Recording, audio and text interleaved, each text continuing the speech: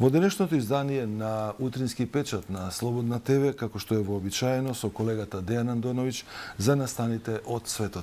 Дејан, добро утро. Добро утро и да дофрлам само твојава најава, па на светот баш и нешто не му дојде многу памет, пошто колку што приметувам по тоа што ти го кажа историски, можеби крајот на почетокот на тоа зло или денот декога сојузниците и официјално се искрцуваат во Европа и со тоа почнува американското влегување во Европа. Да подсетам геостратешки дека со денот Д практично американците почнаа да бидат во Европа и до ден денеска не се повлекува од неа, нели? Преку НАТО, преку базите кои ги имат, но денешното време кој ќе го видиме, па изминативе години, не помина една година, нема некаква војна во светот, од поголем размер, каде што големите ги дисциплинираат малите, откако па малите ќе се испокараат за малку, меѓу себе, па онда големите доаѓаат и ги смируваат, а се со цел да си ги исполнат своите апетити на империи, модерно империи. Ако биле империи во минатото, сега не се викаат империи, туку глобални велесили, но тоа му доаѓа некако исто. Во секој случај да видиме каква е ситуацијата денеска во Украина. Според најновите информации нешто се случува, ќе речеме, на полошо во однос на вчерашниот ден. Војна година и кусор, само полошо ќе биде доека не седнат на преговарачка маса.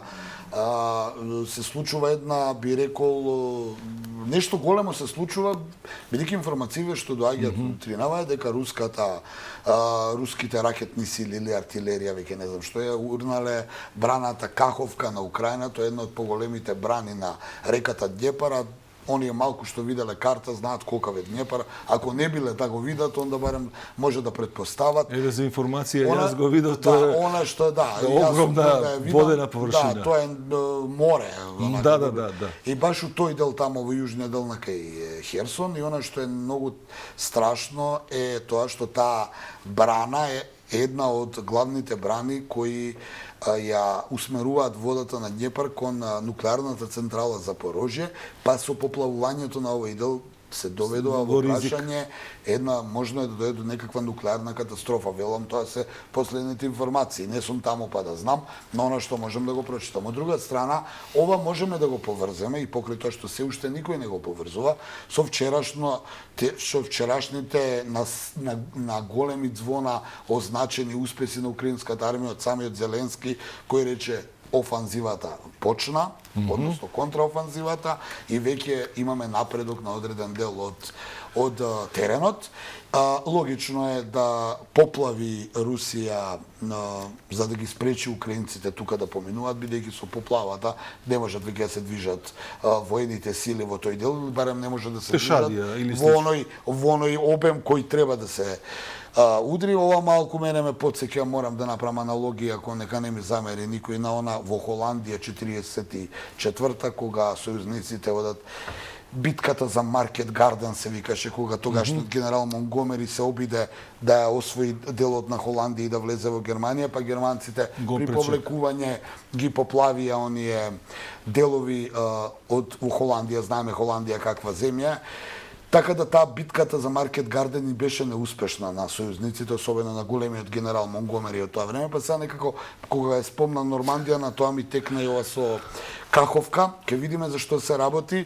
Во секој случај русите не негираат дека е урнале браната, дали е тоа стратешко, тактички миг, дали е грешка, да се запре, за да се заштитат трупите кои треба да се справат со оној дел кај Донецк, од каде што украинците велат дека тргнале во голема офанзива, се со цел да го заштитат Крим, кој повеќе од известно дека е на мета на Киев и на западните земји, за да го вратат под своја контрола, а ако го освојат Крим, практично ќе падне целата приказка на Русија.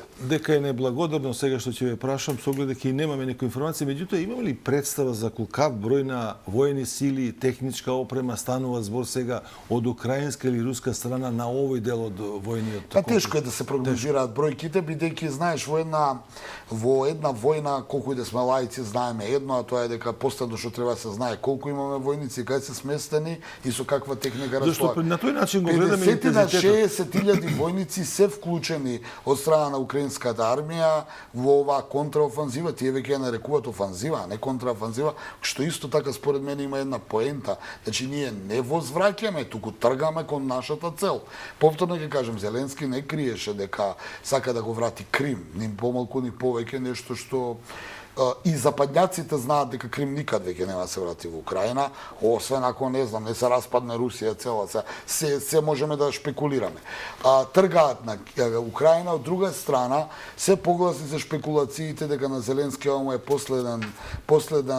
последна можност и последна шанса дадена од западњаците. Еве ви све што баравте, тенкови, артилерија, авиони. Ако не успеете, седнувате на преговарачка маса, Украина останува парчосана. Само тешко дека ќе дојде до тоа, ако се земе предвид дека политичките актери се уште живи, тешко дека ќе прифатат. Лесно ќе се спакуваат политичките актери, знаеш како тоа иде. Добро, наше е да го искоментираме гледано од аспект. Овие лидери на овие сите држави се само експоненти на некаква олигархија, не одлучува ниту Зеленски, ниту Путин, ниту Бајден. Знаеме кој не знаеме, ама знаеме дека има за нив некој што одлучува и в даден момент како, знаеш, морам така како да фигури на шаховската како фигури, како мобилен телефон, го зимаш 2 години добро работи, му паѓа батерија, ставаш нов. Морам вака да се изразам, бидејќи така е, за жал. Ова во Украина од утринава што се случува таа офанзива, русите покажуваат дека немаат намера да... Во прилог на кажаното, само ќе илустрирам со пример, мислам дека Меркел како прва жена или прв државник на Германската република беше 20 години, речеси, канцелар, премиер. Па гледаме каква заоставштина остана незината политика, практично целосно се ревидира и се оценува како погрешна, па дури и штетна за американската држава. Значи, се до перцепцијата. Ајде, иако не би требало така да зборуваме. Знаеш, и таа Меркел, и Путин, и сите беа тие величани изминати. До вчера, така е. Ја не знам, да останеше Хелмут Кол жив, денеска веројатно он ќе се избрукаше, и Митеран и сите тие. Сакам да кажам дека политиката и медиумите работат така, прво те величаат, после кога нешто ќе те смалат и тоа е тоа. Кај е оној Путин и кај е онаа Меркел, зашто одедношка сега они не чинат, а чинеа до завчера. Значи, се работи за нешто друго, за промени во свеста, во идеите, во плановите, во амбициите на некој кој управува со овој свет, не знаеме кој е, ја барем не знам. Она што можам да видам е дека во Украина се распламтува војната и веројатно влегува во својата завршна фаза. Значи, или вие ќе се пробиете со контраофанзивата, ви дадовме многу пари, збором за украинците, им вели Западот, што ќе направите, тука веќе не ви помагаме, не можеме. Не може ова бесконечно да трае, година и кусур трае војната. Од друга страна, ако успеете, добра, ако не, седнувате на преговарачка маса. Од друга страна, русите цело време војуваат малку трапаво со обвинување со ова, но очигледно имаат ресурси и капацитети и тактика на спалена земја. Јас полно пати го зборев тоа дека Русија и во историјата никогаш немала успех во офанзивни војни, туку во дефанзивни. Таа кога се бранела, секогаш победувала. Кога напаѓала, губела. Ке потсетам, од 905-та со Јапонија, каде што изгуби војна за Курилските острови, до 17-та, добро, тогаш се случи оваа револуција црвена, Авганистан го нападна, загубија Советски сојуз на огромна машинерија војна, но од друга страна, па кога е нападната, знае да направи контранапад и да отиде до Берлин. Така да, веројатно, доктрината е некако поинаква. Сега мене ми делува дека Путин и таа таму гарнитура од напаѓачи на Украина, каде што нема резултат, одеднашка се стануваат да се бранат. И во одбраната, нели, ги прогласија оние територии дека се руски, и сега од агресори стана окупирани, бранители. И тоа е таа некоја филозофија која според мене, ова е моја лично мислење, може некој да ми замери, дека они буквално се сака да го сменат текот на перцепцијата на војната и со тоа да има напредок во целата војна. Во секој случај ми се чини дека ова што го прави Украина сега е последна шанса. Од друга страна, ова што се случува со Каховка од утринава е доказ дека може да дојде до нешто многу пострашно, може да дојде до нека нуклеарна катастрофа, може да дојде до упропастување на целата офанзива и контраофанзива, што после утре, ако имаат голем број на жртви, утре не ги принудат да седнат на преговарачка маса, не знаеме што се случува вело. Дали може да процениме од оваа дистанца или во овој момент ова што го говориш дека луѓето што ги има точните информации во случајот на украинска или на руска страна, точно може да ја предвидат штетата што е настаната од поплавата или од евентуален сериозен дел во нуклеарната централа. Ова го кажувам од причини заради тоа што ако се калкулираат последиците, тогаш може да се прави подобра тактика и стратегија. Јас ги читам само сигналите, може би се тие грешни. Ако Украина е земја во војна во повеќе од година дена е нападната од Русија, се гаѓа Киев, се гаѓаат големите градови. Има голем број на жртви, има се. И вие водите војната. И утринава ја поплавуваат оваа брана, едно најголемите во Европа и е загрозува најголемата нуклеарка во Европа, Запорожје. Јас гледам утринава поради нападот на браната, Зеленски го свика Украинскиот совет за национална безбедност. Не ми кореспондира свикување на совет за национална безбедност во едни мирнодопски услови, па се случува некаков инцидент, па тоаш го викаш. Па тие треба да се во заседание. Да. Така да тоа ми се тие сигнали кои ја вака ги толкувам, се разбира, тоа е моја мислење. Или можеби така ја спакувале информацијата. Или па можеби преку спакувана информација нешто сака да кажат. На прашањето твое што сака да кажат не знам. Ќе видиме, ќе причекаме. Сега веќе се почна да се дига во медиумите, а знаеме дека сајбер просторот, медиумскиот простор е четвртата територија на битка, на војна измината година дена. Тие може да создадат и се паника. Се подига дека еве лошите руси, цитирам, ја срушија браната, ќе направат нуклеарна катастрофа, за да се одбранат од нас добрите кои ние еве сега ги испотепавме, ама еве они се служат со нечесни потези. Значи ова го толкува малце карикирано, ама ја прифаќам идејата. Од друга страна војна, они сега русите се у војна, се бранат и они мора да преземат мерки, зашто да им гине војска, еве можат и тоа да го направат. И сега ова се карикирања мои кои ги зборувам, но едно е сигурно дека војната таму се влегува изгледа во завршна фаза, каде што и двете страни имаат дедлайн. Односно имаат рок. Или ова све што вложевме ќе имате резултат, па седнете на преговарачка маса или утре ќе можеш да седнеш на преговарачка маса. Од руска страна пак не знам што зборуваат, бидејќи колку што успеам да приметам, во Русија и во Москва е мирно. Имаме од вчера и завчера се погласно движење на некакви партизани руски кои не се согласуваат со политиката на Кремљ во таа област Белгород или Белород или како веќе се нарекува.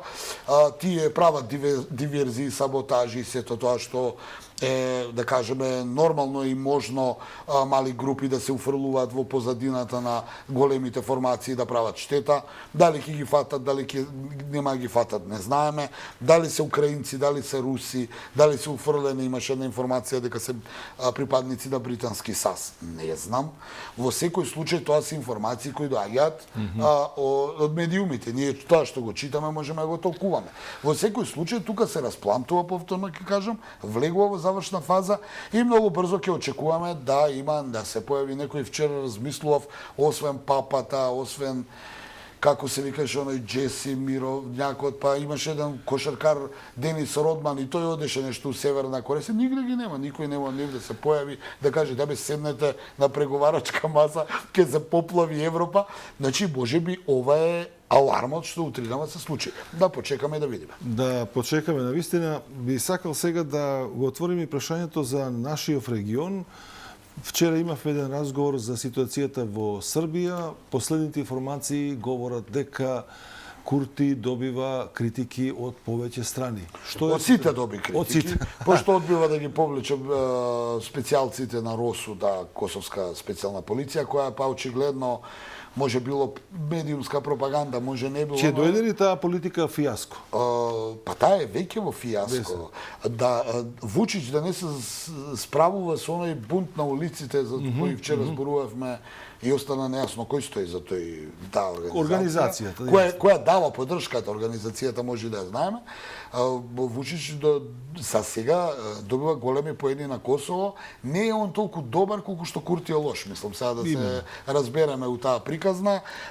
Вчера беа Ескобар, пратеникот на САД за Косово, Ескобар и Лајчак во Приштина, не дадоа изјави што збореле како збореле. Денеска ќе се среќава со Вучич. Дојдоа првите обвинувања кренување од опозицијата во Косово, особено од поранешниот премиер Рамуш Харадинај. Не случајно секогаш го споменувам него, тој беше премиер, но тој беше и радикален, тој беше и војник, тој се бореше во ОВК, е човек кој во меѓу косовските граѓани веројатно има статус на херој, од друга страна е обвинет за сторени воени злослуштва. Значи не е човек кој е во салонски политичар, туку и како има поминато. Кога тој вели дека Курти претерува кон србите, тоа е првиот аларм, и вториот аларм, тој го обвини синоќа Курти, дека Курти практично со овие тензии сака да го подели Косово на албански дел, а србите да си одат во оној, зато не дозволува заедница на српски општини да се формира, туку овие да ја формираат по насилен Беше таа теза пред неколку години за поделено Косово, меѓутоа тогашните албанци лидери ја одбија таа идеја. Па ја одбија токму Харадинај беше, мисля, че и он и тогаш Хашим одбеше, Тачи. да. Но сега Курти иде порадикално, ќе видиме што е. Денеска Лајчак и Ескобар ќе зборуваат со Вучич. Вучич сега е опозиција да каже еве ние све што можеме ќе направиме.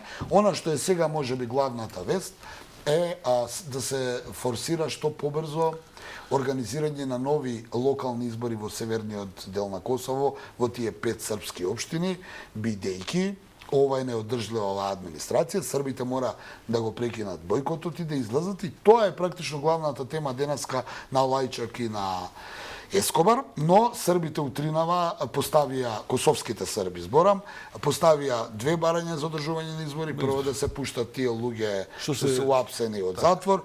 Уствари тоа е второ, а прво е да се повлече косовската специјална полиција од теренот и целата безбедност повторно да се врати во рацете на КФОР. Политички гледано известно е дека мора да има избори. Не, ќе има, не мора, него овие двајца се дојдени за тоа.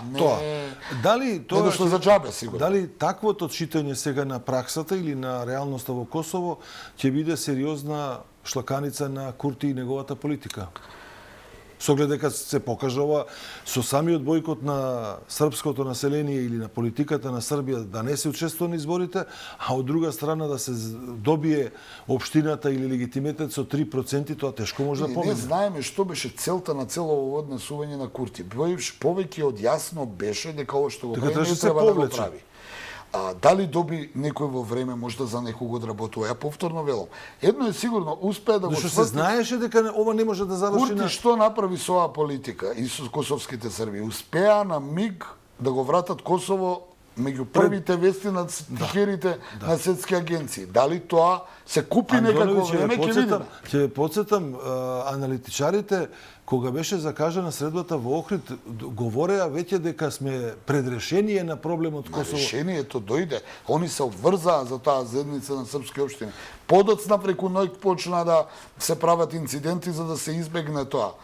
Србите изиграа како што изиграа. Јас не можам да проценам дали ако па излезеа на избори и добија свој граданчанци, повторно ќе беше истата ситуација. Да, ама тогаш позицијата на Вучич можеби ќе беше пониска ако прифати избори, а не се исполнети деловите од договорот. Не знам, шпекулирам, но можеби Курти имаше нешто што требаше да одработи и успеа во тоа, бидејќи на миг им го потроши времето на меѓународната заедница, која, занимавајќи се со еден глобален проблем, не знам колку читаш, изминативе 24 сата се зголемува и се засилува и риториката меѓу Кина и САД околу Тајван.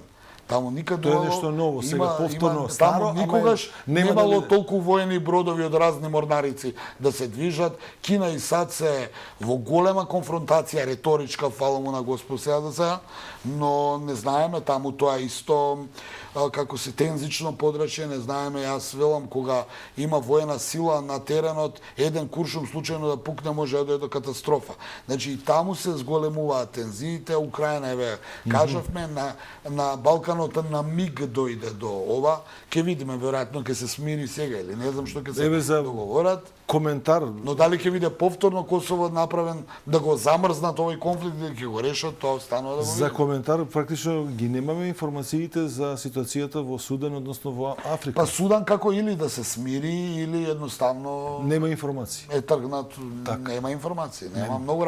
Еве сега имаме уште една онака што мораме да го споменеме во контекст на цело ова, иако не изгледа дека е во контекст.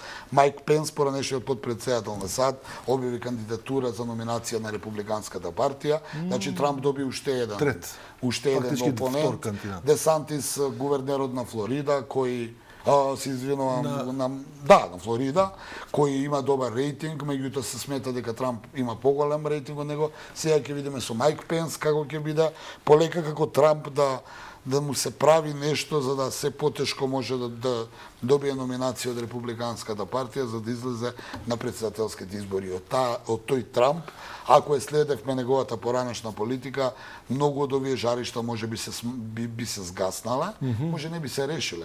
Но ќе потсетам во времето на Трамп со Ричард Гренал, неговиот пратеник Косово, поинаку проблемот со Косово беше многу помирен и посреден. Сега некако, како да еруптираше сето тоа пост-Трампова фаза, иако таа е 4 години помината, и веројатно доаѓањето на Трамп на власт на следните избори, овие три жаришта, тоа е Кина, Украина и Русија и Косово, може би поинакво би се решавале. Ова што го кажавме до сега е сега во моментот што се случува и натаму мислам дека главната вест денеска ќе биде ова брана, ова саботажа на браната, да видиме докаде ќе отиде таа вода, дали ќе успее првин да направи некаква штета поголема од тоа. Запорожје, второ ќе видиме како на теренот единиците на украинската армија кои тука веројатно планирале да направат упад, пошто тоа е блиску до Крим. Зборуваме сега вака лаички, дали тука се може би попречени. Ќе видиме како оди контраофанзивата кај Донецк, која вчера самиот Зеленски се испофали дека одлично оди и дека русите Веќе утрешниот се пробиени, ќе ни донесе нови информации. Андоновиќ Не утре, ја мислам дека за 2 сата ќе има кој знае што. Да, ма ние утре ќе ги кажеме. Па не, добро, на порталот на Слободен печат ние се објавува. од минута во минута се трудиме да ги пратиме колку што можеме, бидејќи и нашите извори се малце проблематични, мораш и да ги провериш колку не се точни. Не колку се точни, колку не се точни. Благодарам Андоновиќ за гостувањето, за овие информации. Почитувани гледачи, беше ова разговорот со Дејан Андоновиќ за настаните во светот. Одиме со рекламен блок.